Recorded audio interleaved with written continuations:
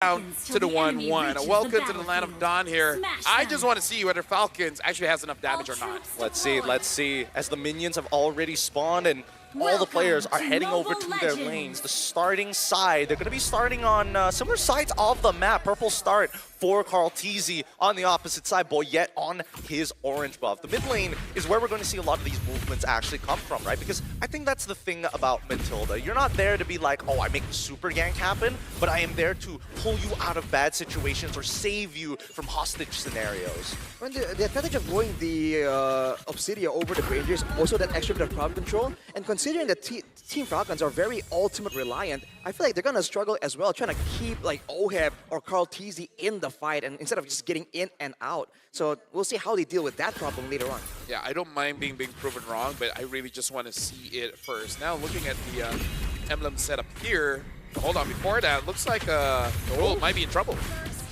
Just like that. He just Walked up and took it. But he had flicker. Yeah. No. As a roamer, it's faster for you to come back into the game if you just die at that point. That's true. That's true. Anything below 90 seconds, it's not worth it to use your battle spell. Just die. If you're a mid, fine. But if you're a roamer, it's like, getting gold anyways. I only die for like, what, 2 seconds? It's not enough time for the roamer passive to take anyways. Also true. But even so, that first blood, huge for Sanji to kind of get himself ahead in terms of like item progression compared to Coffin. And I think that's going to be a really big deal if he gets that Lightning Truncheon first. Well, he might go for a Genius one. Who knows? A gank attempt here in the mid lane. Yeah, I want to try and get Sanji under control, TL Sanji, because again, the Farsa can roam so efficiently. And right now, at level 4, which team really has the advantage? Because in a continuous fight, I feel like TL might actually do okay. Oh, Sanford already using the flicker, and I feel like with Akai, you're more favored around the turtle.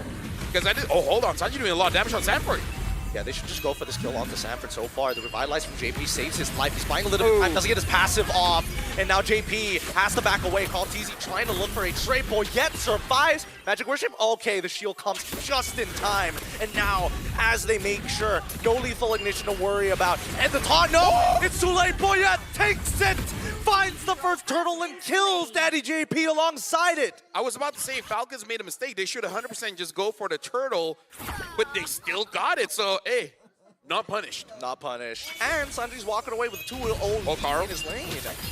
Oh, wait, hold on. Whoa. Matilda Airlines already coming through. Carl survives, and Oheb making sure that Troll takes the punishment, forces the flicker. And here's Sanji in trouble now as we see that Coffin is able to find it on his own. Yo, That was Falcons. That was hot.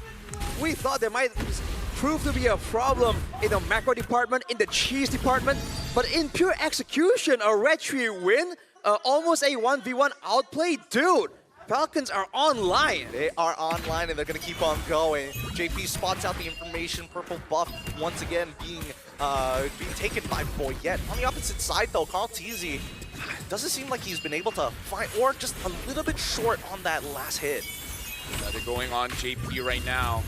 He should be okay, right? Akai actually does do quite a lot of damage as a utility jungler, but yeah, looking at the items that's been built, having the Molten Essence on the Akai kind of does help out just a little bit when it comes to the early game here, because again, their draft really does not have a lot of damage, but if Cuffing continues to play the way that he's been playing, it looks like there won't be that big of a problem because he does have that Feather S-Strike. I think their mid-trio is walking around really well for the side of Team Falcons. I'm just trying to figure out whether or not Team Falcons is eventually going... Where's the conversion, right? Who are they going to eventually give the golden EXP to? Are they looking towards that Granger side, or might as well double down on Sanji since he already has 2, right? I think in theory it should still be the Granger, and so far they haven't been doing that. Even the gold buff earlier was taken by Boyette. So the gold buff advantage that the Granger usually enjoys, Sano isn't really benefiting from, but he does have the Sky Piercer, and a fight might come through here. They're looking for an opportunity, but Sanford is making sure that he does not get caught. Unsure who got that one, but it looks like Team Liquid, they are thinking of contesting for this one, but you got to be careful. Cuffin does have the boss. on its side. Oh man, the heavy spin is also a big worry. Sanji still fighting against Sanford, and Kaltizi actually joins in and shows himself with Matilda on top of him. Whoa! Around. Oh wait, they actually jump double down on towards Sanford's side. They know it's like fighting him through the mud. Kaltizi wins out on the turtle take as Sanford has done his job. Flickers away. Oh no! Gets pulled halfway across the world, and now the heavy spin comes on through to try and keep them underneath the turret. Sanford cancels it out, but it's too late. He's got backup from Sanji. Feathered airstrike stolen by Cuffin to turn things around, and now Troll and Boyette on the run as Cuffin must clean this fight up from JP and Sanji. Troll still playing in a hell of a game, making sure. Forcing out the AOG. Didn't know that the interaction worked like that, but either way, they still survive. Team Liquid won a lot for that one because put this into perspective. Carl TZ got the turtle, went all the way down bot, killed Sado, kill goes over to Oheb, and then takes the jungle, both the green one as well as the buff. Team Liquid just like, I mean, like, if you want to fight, sure. Carl's just farming up. He's farming hard. And I think the best part about why Team Liquid is one hold on Feather Dash already coming out to deter him, making sure that Daddy JP is going to be able to get out scot-free. He doesn't have his AOG back up yet.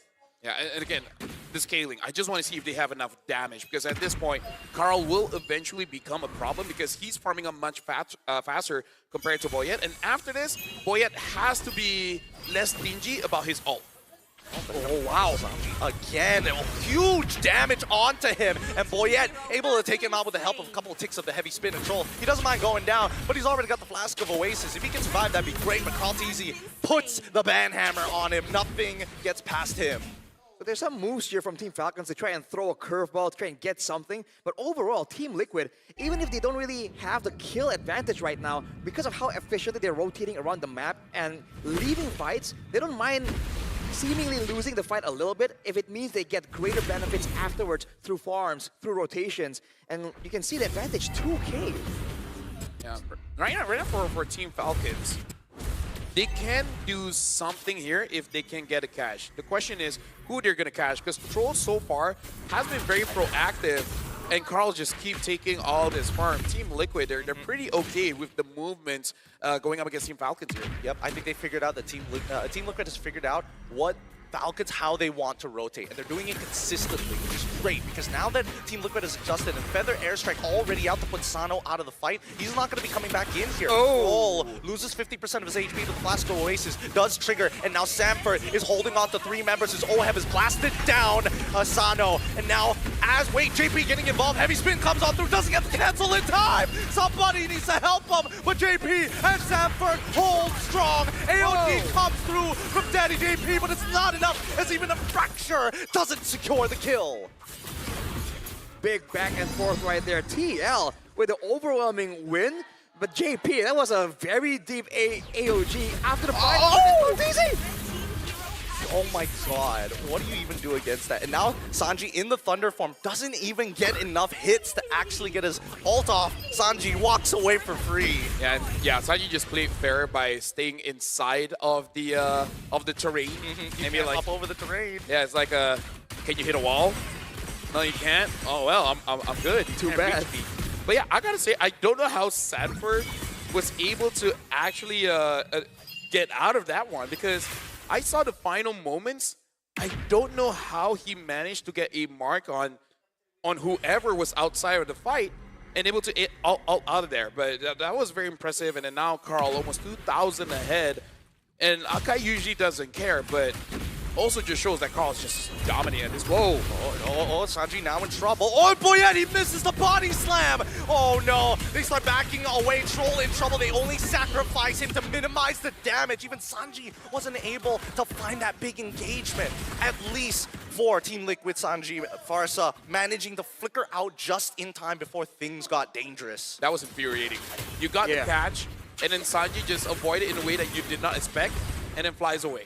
It's an ankle break, just plain and simple. They thought he was going to go a different way, and he just, in a split second, decides, you know what? They wouldn't see this one coming, and gets out of the way. Now with the Blood Wings, it's going to be a lot more difficult for Team Falcons to catch him as well. And look at the structural advantage, man. TL have so many ways to rotate. Oh, AOG finally coming in between the mid 2 and 3. They go even further as Troll's trying to sustain, making sure that Boyette lives. Unfortunately, with Sano in the back, he is just cutting the front line forward and forward and forward as JP walks back in with the help of Stanford, and they manage to take out Matilda. Oheb comes through with a blazing duet too, and that's just going to be enough to set them back to square one. Again, where's the damage? That's all I'm asking. They do not have the damage profile to deal with Sanford. The only time Sanford dies is when he's 1v5.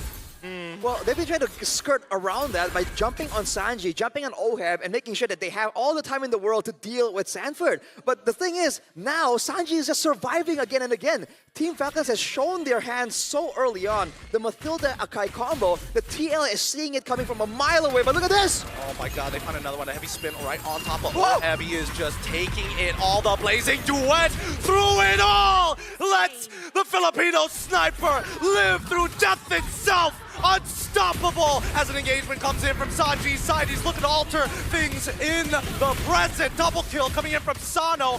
Hopefully he doesn't get reset here. They need to find another time to fight. I'm sorry for kicking a dead horse, but that's all the proof I need that they do not have enough damage. You caught the Claude. He just ults and literally stands there doing nothing. He healed up! Yeah, that's how strong the revamped Fire Emblem is. Instead of giving Spell Vamp, it gives the hybrid lifesteal, and Claude just loves that. He loves it. The buff towards Demon Hunter Sword as well. A lot of heal. Way too much healing. So ridiculous. It's so ridiculous. And now they're going for even more. Oheb is playing on a tightrope. Same goes for Carl Teasy. Both of them. Oh my goodness. He knew it was going to come, and he baits it out of Boyette. Oheb, he's going to try one more time. He's trying to get a reaction out of them every single time he PMIs out of there. This tightrope act, it's got to play a huge mental strain on Team Falcons. You see that, and now if you're Team Falcons, every single time you see an opportunity, it's in the back of your mind. What if this is a bait? What if they're just waiting for me to waste my resources? And that's the last thing you want to have happen against a team like TL, dude. They will outmaneuver you mentally, and they're still going for a bit of a siege here. Yeah, right now, Team Liquid, they're going to hold on. They're jumping on Sano. They try, but Sano manages to flicker out and cut enough distance. Boyette is looking at the mid tier 1, and Sanford, he's finally down. Team Liquid took a risk, and it did not work out in their favor. Team Falcons bought themselves an extra 4 minutes. The way that Sanford is playing is basically like, I know I'm not going to get MVP, so I'm just going to buy time and you guys get something. I wonder if that was intentional, because he drew everyone. They saw the AOG along with the with Sanford walking into the base, and on the bottom side, that's just Carl Teasy getting that far side base tower for free. That could have been intentional. It's a micro adjustment from Boyette specifically, right? Because if Boyette joined that top side, they would have lost their mid inhibitor almost straight away. So again, it's all about that push and pull, and I think that Liquid is just more aware. But Team Falcons, they're slowly getting it. They're like, okay, these are the signals that they're looking for as well.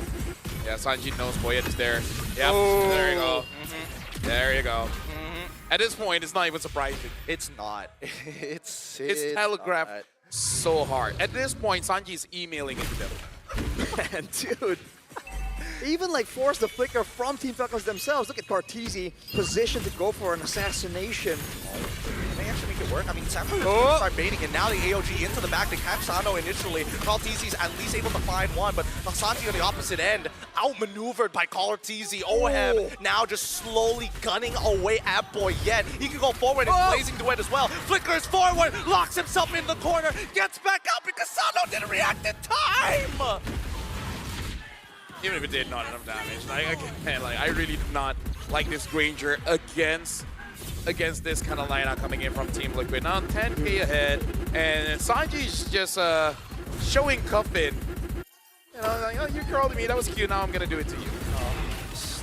Once again, Stolen Feather Airstrike, just buying them some time. Precious seconds as another wave is about to crash. They want to deal with the top side, and they don't mind the wave pushing in from bottom. Well, right now, the Feather Airstrike trying to zone them away. Carl's gonna be careful. And Sanji, I guess the late game is probably the weakest point for Sora, because you don't have enough damage to execute like 1v1, and you don't have enough sustain to actually get everyone. Oh, hold on, Boyette misses it. I mean, he tries with a heavy spin to kind of buy some time, disrupt the upcoming waves. They know that the Lord is coming, and they know for a fact that the top 2 tier 3 is going to fall. JP with the AOG already down. They're still waiting. Boyette, he does not have his ult just yet. Cuffin with the Stolen Feather Airstrike will try and buy some time. Sanji himself responds with his own artillery. The waves are being managed very well as Team Falcons have no inhibitors, and now Sanford gets into the middle of the fight. Engagement coming in from the side of Sanji, only finds 2. It's not enough as JP takes him out, and now the rest of the Falcons are forced underneath as we see Team Liquid close out the game. GG, well played. Congratulations to Team Liquid. And again, this is